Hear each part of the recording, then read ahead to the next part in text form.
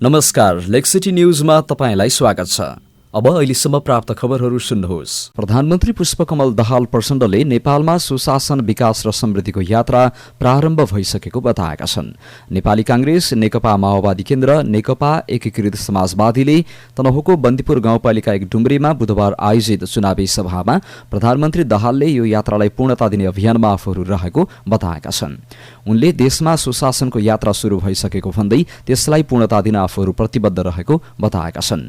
मुगलिन पोखरा सडकको काम सुस्त गतिमा भएकाले जनताले असजिलो र पीडा महसुस गर्दै आएकाले सडकको कामलाई तीव्रता दिइने प्रधानमन्त्री दाहालले बताएका छन्। बन्दीपुरमा लिफ्टिङ गरेर खानेपानी योजना पूरा गराउन सरकारले सहयोग गर्ने प्रतिबद्धता व्यक्त गर्दै उनले तनहुँ र चितवन जोड्ने घुमाउनेमा बन्दै गरेको पुल 1 वर्षभित्र निर्माण सम्पन्न गरिने बताएका छन्।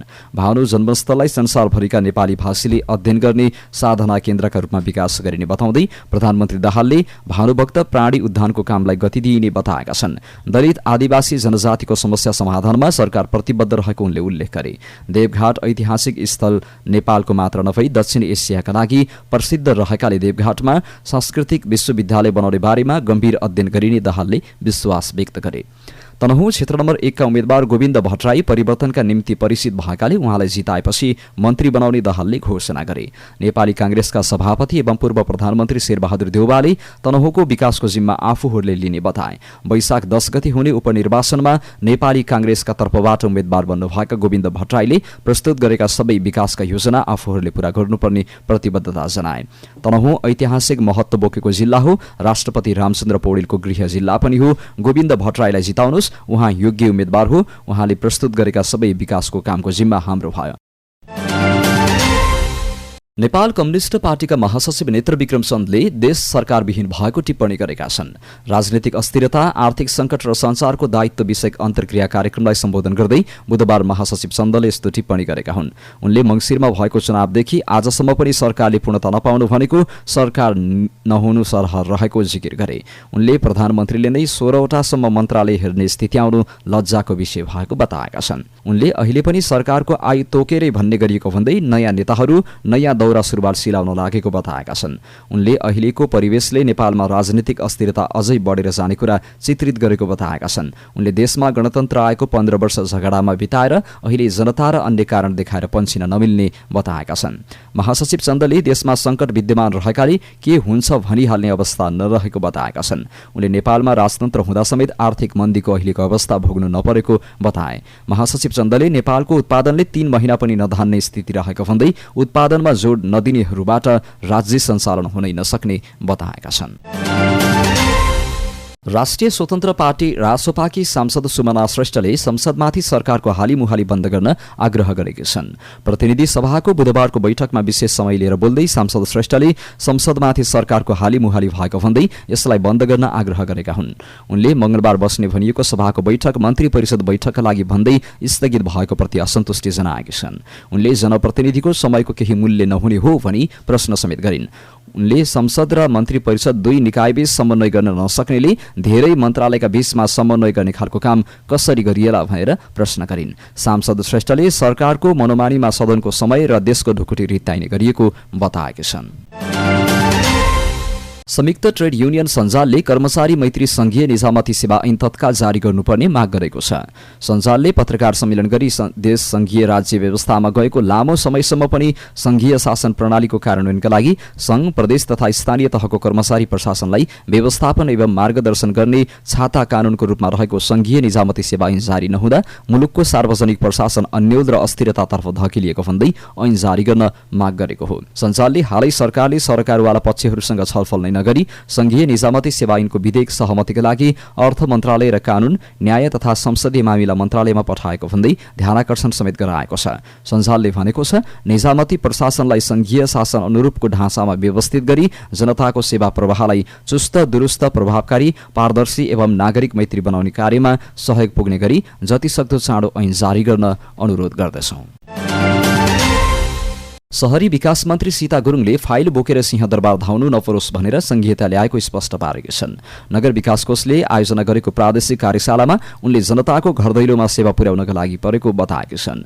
घरबाट सदरमुकाम जान 1.5 दिन लाग्ने र क्याम्पस पढ्न 2 घण्टा हिँड्नुपर्ने बाध्यताका बीच सडक माग्न सिंहदरबार आउँदा आफ्नै फाइल कर्मचारीले लुकाएर दुःख दिएको प्रसङ्ग सम्झँदै मन्त्री गुरुङले भनिन्, त्यही भएर अधिकार सहितको संघीयता ल्याइएको हो। फाइल बोकेर सिंहदरबार पस्नु नपरोस् भनेर स्थानीय सरकारी जनतालाई यो महसुस दिलाउने गरी काम गर्नुपर्दछ। प्राविधिक र वातावरणीय मूल्याङ्कन बिना लहरमा बनाइएका पूर्वाधारले समस्या निम्ति आएको बताउँदै मन्त्री गुरुङले सहभागी लुम्बिनी प्रदेशभरिका नगरपालिकाका जनप्रतिनिधि बीचमा पनि विकासप्रतिको बुझाइमै समस्या रहेको उल्ल्याइन्। सडक गाडी र भिड हुँदैमा सहर नबन्ने उल्लेख गर्दै उनले भनिन्, सुविधा सहितको अस्पताल, प्रदूषण रहित पार्क, नजिकै विद्यालय, खेल्ने उपयुक्त मैदान, सडकमा गाडीसँगै पैदल यात्रुलाई पर्याप्त स्पेस, व्यवस्थित ढल निकास, निश्चित दूरीमै सडकमै स्वच्छ खानेपानी तथा फोहोर संकलनको व्यवस्था, सार्वजनिक शौचालय, आरामस्थल, बजारसँगै राम्रो पार्किङ लगायत व्यवस्थापन भएको अवस्थालाई मात्रै सहर भन्न सकिन्छ। प्रतिनिधि सभाबाट अख्तियार दुरुपयोग अनुसन्धान आयोग तेस्रो संशोधन विधेयक स्वीकृत भएको छ। प्रतिनिधि सभाको बुधबारको बैठकमा प्रस्तुत राष्ट्रिय सभाबाट सन्देशसहित प्राप्त अख्तियार दुरुपयोग अनुसन्धान आयोग तेस्रो संशोधन विधेयक 2077 माथि विचार गरियोस् भन्ने प्रस्ताव बहुमतले स्वीकृत भएको हो। प्रतिनिधि सभाको बुधबारको बैठकमा प्रधानमन्त्री पुष्पकमल दाहालका तर्फबाट सञ्चार तथा सूचना प्रविधि मन्त्री रेखा शर्माले उक्त विधेयक प्रस्तुत गरेकी हुन्। प्रस्तावमाथि सांसदले उठाएका विषयमाथि धारणा राख्दै उनले भ्रष्टाचारका स्वरूप परिवर्तन भएकाले प्रभावकारी नियन्त्रणका लागि ऐन संशोधनको आवश्यकता परेको बताएका छन्। उनले आयोगमा हुने नियुक्ति संविधानको व्यवस्था बमोजिम मात्र हुने उल्लेख गर्दै संशोधनमा छुटेका विषय दफावार छलफलका क्रममा विस्तृत छलफल गरी समेटिने विश्वास व्यक्त गरिन्। संविधानमा व्यवस्था भएअनुसार कानून निर्माण गर्नेछौं, मन्त्री शर्माले भनिन्। संविधानको दायरा र सीमाभित्र रहेर विधेयकलाई समृद्ध बनाउने विषयमा हामीले सोचिरहेका छौं। विधेयकको सैद्धान्तिक पक्षमाथि भएको छलफलमा सांसद डाक्टर अमरेश कुमार सिंहले भ्रष्टाचारका घटना अख्तियारको आँखामा पर्न नसकेको बताए। प्रमुख प्रतिपक्ष दल नेकपा एमालेका नेता एवं सांसद रघुजी पन्तले प्रधान न्यायाधीशलाई संवैधानिक परिषदमा राख्ने कुरा उचित नभएको दावी गरेका छन्। तत्कालीन प्रधान न्यायाधीश चोरेन्द्र शमशेर जबराले परिषदमा रहेर क्याबिनेटको समेत भाग खोजेको तर्फ संकेत गर्दै उनले प्रधान न्यायाधीशलाई संवैधानिक परिषदमा राख्न उचित नहुने तर्क गरेका हुन्। बुधबार प्रतिनिधि सभा बैठकमा अख्तियार दुरुपयोग अनुसन्धान आयोग तेस्रो संशोधन विधेयक 2077 माथिको सैद्धान्तिक छलफलमा भाग लिँदै नेता पन्तले कुनै पनि नियुक्तिका मुद्दाहरू सर्वोच्च अदालतमा जाने भएकाले सोही ठाउँका मानिसहरूलाई संवैधानिक परिषदमा राख्ने कुरा उचित हो होइन भन्ने प्रश्न समेत उठेको जिकिर गरे। नेता पन्तले मुलुकमा विद्यमान भ्रष्टाचार नियन्त्रणका लागि राजनीतिक नेतृत्वमा दृढता हुनुपर्ने आवश्यकता समेत उल्ल्याएका छन्। राजनीतिक नेतृत्व र राजनीतिक दलहरूमा सुधार नआउने हो भने अख्तियार दुरुपयोग अनुसन्धान आयोगलाई मात्रै गाली गरेर सो समस्या समाधान हुनै नसक्ने उनको भनाइ थियो। उपप्रधान रक्षा एवं कानून न्याय तथा संसदीय मामिला मन्त्री पूर्णबहादुर खड्काले संघीय ऐनहरूको प्राथमिकता तोकेर छिटोभन्दा छिटो ल्याइने बताएका छन्।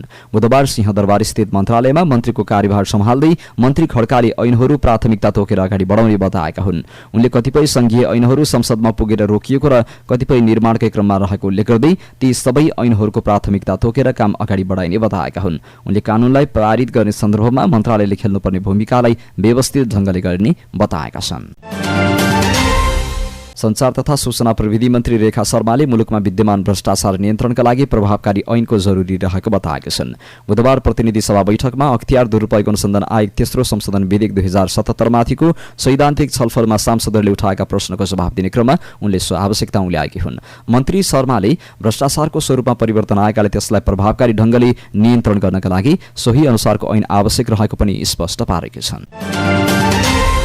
प्रधानमन्त्री पुष्पकमल दाहाल प्रचण्ड र राष्ट्रिय स्वतन्त्र पार्टीका सभापति रवि लामिछाने आमन्ने सामन्ने भएका छन्। मंसिर 4 को निर्वाचनपछि एउटै क्याबिनेटमा सहभागी प्रचण्ड र रविलाई उपचुनावले आमन्ने सामन्ने बनाएको छ। गृहमन्त्रीमा बहाल रहँदा लामिछानेले जारी गरेको सार्वजनिक खरिद ऐन विपरीतको कार्यविधि प्रचण्ड क्याबिनेटले खारेज गरेको छ।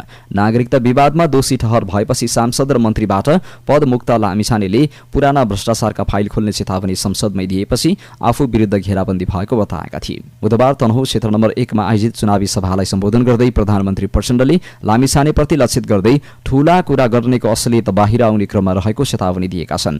लामिछानेले गृहमन्त्री भएका बेला गरेको ठेक्का सम्झौता रद्द गर्नुको पछाडि निकै गहिरो कुरा रहेको भन्दै प्रधानमन्त्री प्रचण्डले भ्रष्टाचार विरुद्ध कठोर कदम चाल्न आफूले उक्त निर्णय लिएको बताएका छन्।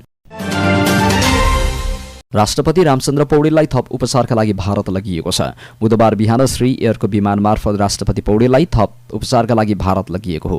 पौडेलको नयाँ दिल्ली स्थित all India institute of medical sciences एम्समा उपचार हुने जनाइएको छ। स्वास्थ्यमा समस्या देखिएपछि उनलाई मंगलबार साँझ त्रिवी शिक्षण अस्पतालमा भर्ना गरिएको थियो। राष्ट्रपति पौडेलको स्वास्थ्यमा एक सातादेखि समस्या देखिएको हो। गत साता उनी त्रिवी शिक्षण अस्पतालमा 3 दिन भर्ना भएर उपचार गराएका थिए। सोमबार फलोअपका लागि गएका पौडेलको छातीमा जमेको पानी निकालेर परीक्षण गर्दा संक्रमण भएको पाइएको थियो। यसैबीच प्रधानमन्त्री पुष्पकमल दाहाल प्रचण्डले राष्ट्रपति रामचन्द्र पौडेललाई आफूले नै उपचार गर्न भारत जान सल्लाह दिएको बताएका छन्। बुधबार तनहुँ 1 मा नेपाली कांग्रेसका उम्मेद्वार गोविन्द भट्टराईलाई भोट माग्दै प्रधानमन्त्री प्रचण्डले राष्ट्रपतिले नेपालमा उपचार गर्ने इच्छा राखे पनि आफूले नै भारत जान सल्लाह दिएको बताएका हुन्। सिनियर नेतालाई सिफारिस नगरी रोलक्रम मिचेको भन्दै कर्णाली प्रदेशमा कांग्रेसभित्र रडाको मचिएपछि कर्णालीमा मन्त्री परिषद विस्तार रोकिएको छ। बुधबार 3 बजे हुने भनिएको शपथ अन्तिममा आएर रोकिएको हो। कांग्रेस सभापति शेरबहादुर देउवाले कर्णाली प्रदेशका संसदीय दलका नेता जीवन बहादुर शाहीलाई फोन गरी मन्त्री बनाउँदा न्याय गर्न आग्रह गरे पनि शाहीले नमानेर मनोमानी गरेपछि देउवाले मुख्यमन्त्री राजकुमार शर्मालाई फोन गरी शपथ रोक्न आग्रह गरेको स्रोतले बताएको छ। प्रतिनिधि सभा सदस्य अमरेश कुमार सिंहले एउटा मात्रै समुदायले देश चलाउन खोजेको भन्दै देश दुर्घटनातर्फ जाने खतरा रहेको बताएका छन्। बुधबारको प्रतिनिधि सभा बैठकमा विशेष समयमा बोल्दै सांसद सिंहले देश एउटै समुदायले चलाउन खोजे देश दुर्घटनामा जाने बताएका छन्। उनले देश दुर्घटनामा जानुका 4-5 जना पूर्व प्रधानमन्त्री र प्रधानमन्त्री जिम्मेवार हुने जिकिर गरे। उनी देशलाई भागभण्डाका कारण विगत 30 वर्षमा अगाडि बढाउनुको सट्टा पछाडि धकेलिएको बताए। नेकपा एकीकृत समाजवादीका महासचिव घनश्याम भुषालले नेकपा एमालेका अध्यक्ष केपी शर्मा ओलीलाई यदुवंशी मुसलको संज्ञा दिएका छन्। बुधबार काठमाडौँमा पार्टी निकट विद्यार्थी संगठन अनेरा सोबिउले आयोजना गरेको शुभकामना आदान प्रदान कार्यक्रमलाई सम्बोधन गर्दै उनले यस्तो आरोप लगाएका हुन्। उनले एमाले अध्यक्ष ओलीका कारण नै वामपन्थी कम्युनिस्टमा मुसल पैदा भएको बताए। उनले ओली प्रवृत्तिमा आफूलाई फाइदा हुने सिद्धान्त, आफ्नो विचार र आफ्ना समर्थक मात्रै असल हुन्, अरू सबै शत्रु हुन् भन्ने कुरा हावी भएको बताए। उनले राम्रो पार्टी र राजनीति बिगार्ने काम ओलीले संसद विघटन गरेबाट सुरु भएको आरोप लगाए।